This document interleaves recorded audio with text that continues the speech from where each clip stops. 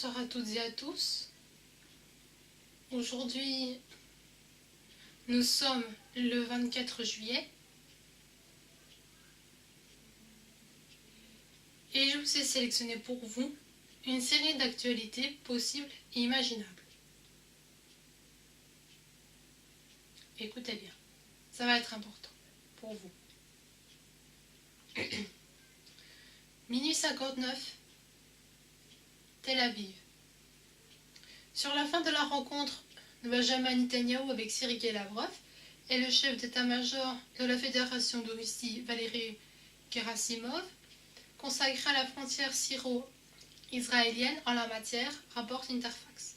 Selon des sources familières, les détails des négociations, la partie essentielle du plan était consacrée à l'achèvement de l'opération de libération des terroristes du sud de la Syrie et de la sécurité à la frontière syro-israélienne dans la région du plateau de Golan.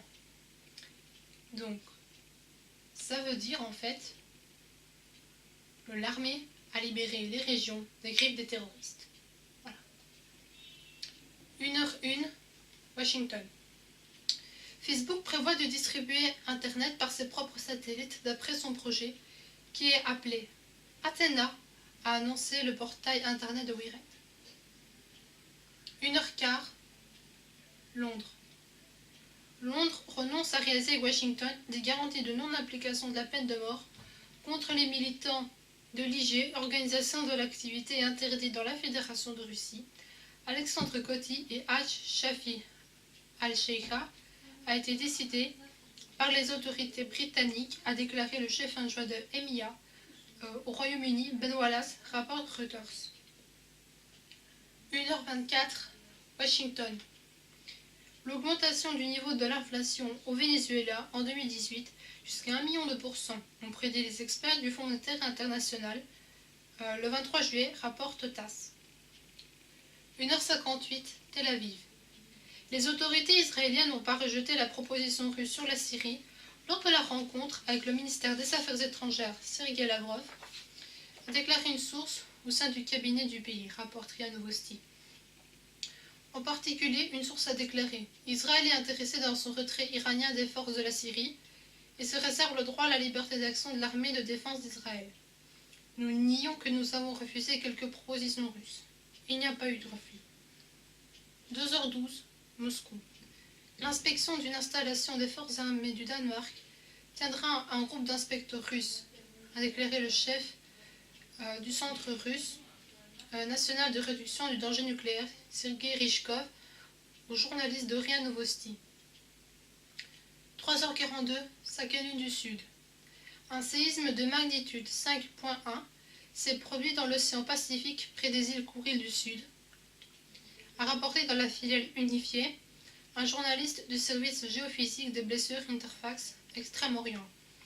Le tremblement de terre s'est produit mardi à 8h37 heure locale, minuit 37 GMT.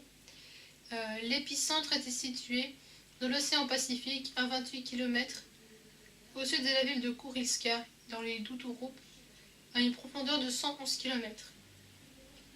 La force s'est ressentie jusqu'à 2 ou 3 points dans les localités des îles Kunashiri, Shikotan et Iturup, dit le message.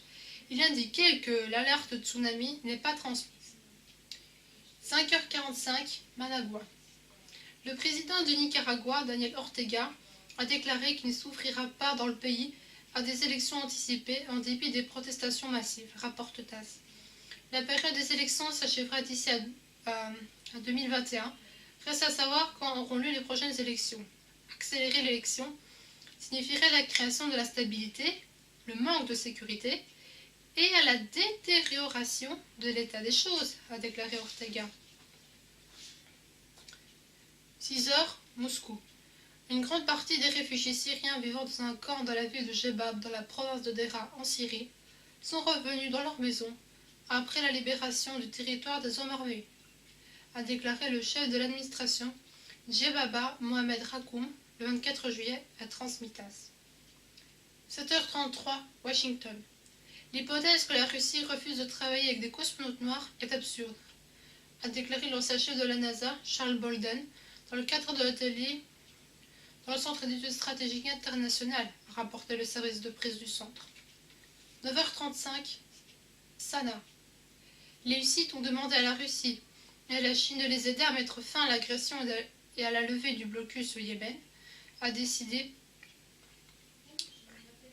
le chef suprême du conseil politique du pays, Mahdi al-Masha, ayant parlé au président russe Vladimir Poutine, rapporte l'agence de presse yéménite Saba. 9h41, Erevan. La rencontre personnelle entre les chefs d'État arméniens et américains peut avoir lieu dans un proche avenir, a déclaré l'ambassadeur de l'Arménie aux États-Unis, Grigor Ovanesyan, dans l'émission de télé arménienne, la chaîne de télévision publique. Avec les partenaires du département d'État des États-Unis, nous discutons de la possibilité de rencontrer dans un proche avenir le Premier ministre de l'Arménie, Nicolas Pachinian, avec le président américain Donald Trump. Cette question est à l'ordre du jour, a souligné l'ambassadeur. 10h56, Raqqa. La coalition internationale, dirigée par les États-Unis, possède activement une équipe d'opposition officielle au gouvernement du regroupement de l'armée syrienne Force démocratique, annoncé le Printemps rouge en Syrie.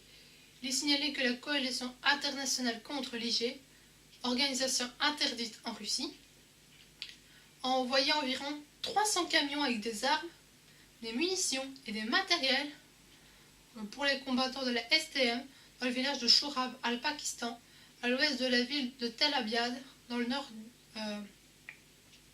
de Raqqa. 11h43, Moscou. La possibilité de désigner les voitures personnelles des citoyens sur ces dossiers militaires et leur mobilisation en temps de guerre examine le ministère de la Défense de la Fédération de Russie, a écrit le journal Izvestia, citant une source dans le département militaire. 12h07, Washington. L'administration des États-Unis a déporté 463 migrants illégaux en laissant leurs enfants dans le pays, a rapporté l'Union américaine pour les libertés civiles, le 24 juillet, transmet l'agence Reuters. 13h11, Ankara. La loi sur les Juifs et de la nature de l'État d'Israël a provoqué des réactions brutales de la part du président Recep Erdogan, rapporte Anadolu. Sa décision sans doute caractérise l'État d'Israël, fasciste, sioniste et raciste, a souligné le chef de la Turquie. Je vous exhorte, musulmans et chrétiens, également à agir pour plus de valeurs démocratiques et libérales, ainsi que les organisations non gouvernementales et les médias, à se déplacer contre Israël, a ajouté Erdogan. 17h, Moscou. Les députés israéliens de la Knesset, le Parlement israélien, qui ont adopté la loi sur le caractère national de l'État d'Israël, ont consciemment empêché de parvenir à la paix dans le pays, a déclaré le chef adjoint du département de la formation et de la presse du MAE, la Fédération de Russie, Artyom Kojin, dans une interview publiée sur le site du ministère des Affaires étrangères.